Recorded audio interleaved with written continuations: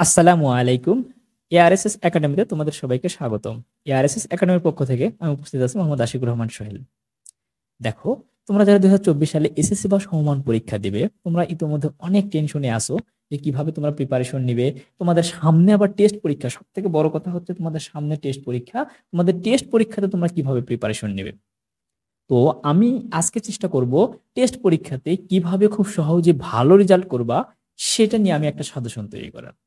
দেখো ভাইয়া, আমি আবারও বলতেছি, জীববিজ্ঞান নিয়ে সাজেশন তৈরি করা আসলে খুবই কষ্টের একটা ব্যাপার। কারণ জীববিজ্ঞানে বলা যায় না কোন অধ্যায় থেকে প্রশ্ন কিভাবে চলে আসবে। দেখা যায় ম্যাক্সিমাম সময়ে জীববিজ্ঞানে একটা অধ্যায়ের সাথে আর একটা অধ্যায় রিলেটেড করে প্রশ্ন দেয়। হয়তো একটা অধ্যায় থেকে গ কমন আসলো, আর একটা অধ্যায় থেকে ঘ চলে আসলো, এরকম করে রিলেটেড করে প্রশ্ন দেয়। তো রিলেটেড করে প্রশ্ন দেওয়ার কারণে আমরা আসলে শিওর দিয়ে বলতে পারি না যে কোন অধ্যায় থেকে প্রশ্ন আসবে এবং কোন অধ্যায় থেকে আসবে না। আর জীববিজ্ঞানের অধ্যায়ও কিন্তু অনেক।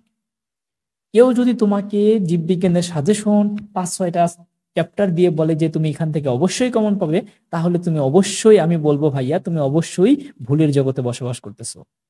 অবশ্যই জীববিজ্ঞানের খুব ভালো সাজেশন কখনো হয় না, মনে রাখবা। আমরা একটা আন্দাজ করে বলতে পারি, বিগত কয়েক বছরের প্রশ্ন অ্যানালাইসিস করে বলতে পারি যে আসলে কোন অধ্যায় থেকে প্রশ্ন হচ্ছে এবং কিভাবে হচ্ছে। তো করোনার পরে তোমরাই আসলে প্রথম পরীক্ষার্থী যারা ফুল সিলেবাসে পরীক্ষা দিবে। এজন্য তোমাদের প্রশ্নটা আশানুরূপ একটু হার্ড হবে, এটুকু বলাই যায়। সুতরাং অবশ্যই তোমরা খুব ভালোভাবে পড়বে এবং প্রত্যেকটা অধ্যায় পড়ার রিকোয়েস্ট এবং সাজেশন রইল। খেয়াল করো, তবুও আমি চেষ্টা করেছি এখানে খুবই গুরুত্বপূর্ণ কিছু অধ্যায়কে তুলে ধরার। দেখো, এই প্রশ্নগুলো বা এই অধ্যায়গুলো যদি তোমরা বুঝে বুঝে পড়তে পারো, অবশ্যই বুঝে বুঝে পড়বে, কারণ জীববিজ্ঞান বুঝে বুঝে মুখস্থের ব্যাপার। যদি পড়তে পারো তাহলে অবশ্যই, শুধু টেস্ট পরীক্ষা কেন, অবশ্যই এসএসসি পরীক্ষাতেও তুমি খুব ভালো একটা ফলাফল করতে পারবে। তাহলে দেখো, আমি এখন ডিরেক্ট অধ্যায়গুলোতে চলে যাই। দেখো ভাইয়া, জীবন পাঠ তোমরা জানো যে জীববিজ্ঞানের 1 নম্বর চ্যাপ্টারটা হচ্ছে জীবন পাঠ। মনে রাখবে, জীববিজ্ঞানের 1 নম্বর অধ্যায় থেকে তোমাদের প্রশ্ন সাধারণত এমসিকিউ হয়ে থাকে, সাধারণত এমসিকিউ। এই অধ্যায় থেকে খুব একটা সৃজনশীল প্রশ্ন হয় না, খুবই কম হয়। কিছু কিছু বোর্ড আবার ব্যতিক্রম ভাবে দিয়েও দেয়। তবে আমি ধরে নিচ্ছি যে তোমাদের জীববিজ্ঞান বই থেকে, জীববিজ্ঞানের বইয়ের জীবন পাঠ এই অধ্যায়টা থেকে প্রশ্ন আসবে না।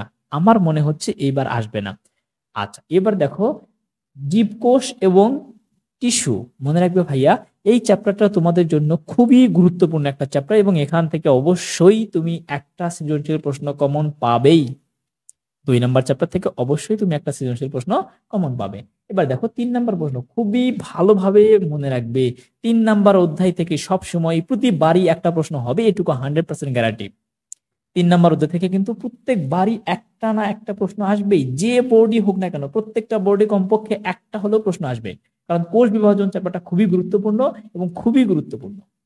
এবার খেয়াল করো ভাইয়া, 4 নম্বর অধ্যায়। 4 নম্বর অধ্যায়টা অনেক স্টুডেন্টের কাছে একটু কঠিন লাগে। জীবনী শক্তি, এখানে কিছু রাসায়নিক বিক্রিয়া আছে, অনেক স্টুডেন্ট একটু কঠিন মনে করে এই চ্যাপ্টারটাকে।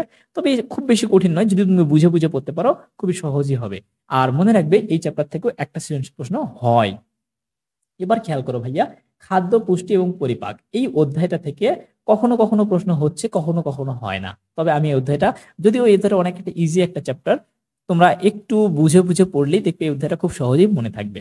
তাহলে আমি তোমাদের এই অধ্যায়টাও রেখে দিলাম সাজেশনে।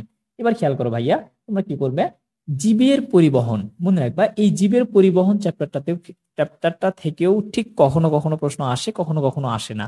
তবে খুবই ইম্পর্টেন্ট একটা চ্যাপ্টার, কিন্তু অবশ্যই তোমরা ভালোভাবে পড়বে। বলা যায় না কোনবার কোথা থেকে প্রশ্ন চলে আসে। এবার খেয়াল করো, গ্যাসীয় বিনিময় এই জায়গা থেকে কিন্তু একটা সৃজনশীল প্রশ্ন তোমাদের হবে। এই অধ্যায় থেকে তোমাদের একটা সৃজনশীল প্রশ্ন হবে বলে আমার আশাবাদী, এবং আমি আশাবাদী, আমার বিশ্বাস এখান থেকে একটা সৃজনশীল প্রশ্ন তোমরা এবার অবশ্যই কমন পাবে। এরপরে খেয়াল করো ভাইয়া, রেচন প্রক্রিয়া। রেচন প্রক্রিয়া মোটামুটি গুরুত্বপূর্ণ একটা চ্যাপ্টার।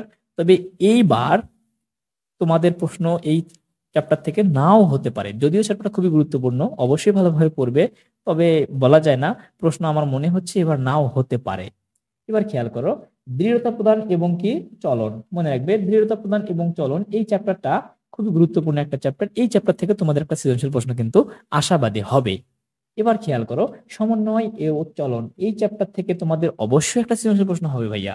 কারণ সমন্বয় এই চ্যাপ্টারটা খুবই গুরুত্বপূর্ণ একটা চ্যাপ্টার জীববিজ্ঞান বইয়ের মধ্যে। কারণ জীববিজ্ঞানে এই যে সমন্বয় বিষয়টা নিয়ে অনেক বিস্তারিত আলোচনা আছে, এখানে তোমাদের মস্তিষ্ক বিষয়টা নিয়ে একটু আলোচনা করা আছে। এই বিষয়টা খুবই ভালোভাবে পড়বে, এই অধ্যায়টা খুবই ভালোভাবে পড়বে, এখান থেকে একটা সৃজনশীল প্রশ্ন কমন পাবে, এটুকু বলাই যায়।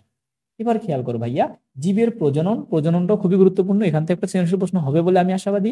এরপরে দেখো, জীবের বংশগতি ও বিবর্তন, এই চ্যাপ্টারগুলো থেকে কখনো সৃজনশীল প্রশ্ন হয়, আবার কখনো হয় না, যদিও খুব একটা গুরুত্বপূর্ণ আমরা বলতে পারছি না। এবার দেখো, জীবী পরিবেশ এবং কি জীবে প্রযুক্তি, জীব প্রযুক্তি চ্যাপ্টারটা থেকে একটা প্রশ্ন আসবে, এটুকু কিন্তু 100% শিওর আমরা বলতে পারি। কারণ জীব প্রযুক্তি অধ্যায় থেকে প্রায় প্রত্যেকবারই একটা হলেও সৃজনশীল প্রশ্ন পরীক্ষাতে আসে এবং এসে থাকে। তাহলে এই হচ্ছে তোমাদের জীববিজ্ঞানের একটা সংক্ষিপ্ত সাজেশন আমি দেওয়ার চেষ্টা করলাম। মনে রাখবা, জীববিজ্ঞান বইয়ে আসলে খুব একটা ভালো সাজেশন দেওয়া যায় না, কারণ জীববিজ্ঞান বইটা অনেক বিস্তারিত একটা সিলেবাস, এখান থেকে সাজেশন খুব কঠিন হয়ে যায়। কারণ কোন অধ্যায় থেকে কোন অধ্যায় রিলেটেড করে প্রশ্ন দেয় এটুকু বলা যায় না। তবুও আমি চেষ্টা করলাম আমার সাধ্যমতো একটা সাজেশন তৈরি করার। আমি জানি না তোমাদের কতটা উপকৃত হবে এই সাজেশনটা থেকে, তবে অবশ্যই আমার বিশ্বাস যদি এভাবে কেউ পড়তে পারো, বোর্ড পরীক্ষায় এবং এই যে সামনে টেস্ট পরীক্ষায় খুবই ভালো একটা ফলাফল করবে। আশা করা যায় 90 আপ মার্কস পাবে তুমি। তো অবশ্যই আমার চ্যানেলটিকে সাবস্ক্রাইব করে আমার পাশে থাকবে, এরকম মজার মজার এবং সাজেশন রিলেটেড এবং তোমাদের যে কোনো প্রশ্নের বা যে কোনো সমাধান নিয়ে ভিডিও পাওয়ার জন্য। সেই পর্যন্ত ভালো থাকবে, ধন্যবাদ।